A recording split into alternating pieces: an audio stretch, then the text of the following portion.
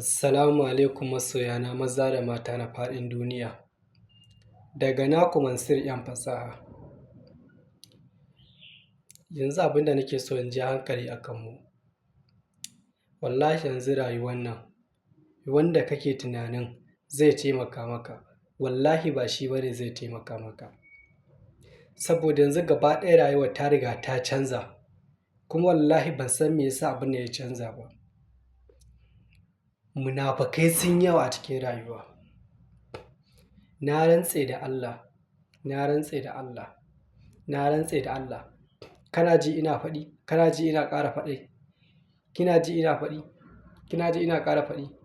Na rantse da Allah da ka zauna da munafiki, wallahi wallahi da ka zauna da munafiki.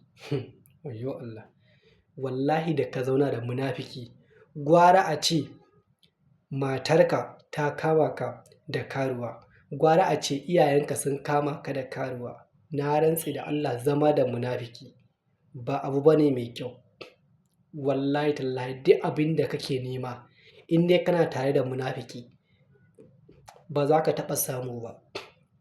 Idan farin cikinka ya kai 1000 a zuciyarka, na rantse da Allah in dai kana tare da munafiki, to wallahi wallahi sai ya ƙuntata maka shi. Wannan farin cikin sai ya sauke maka shi a cikin zuciyarka. Sai ka zo ba ka tare da farin cikin. Kai munafiki bai ba. Allah ya sa mu dace duniya da lahira. Albarkacin Muhammadu Rasulullahi Sallallahu Alaihi Wasallam. Gaskiya rayuwa ta riga ta canza. Zama da munafiki bari kai dai.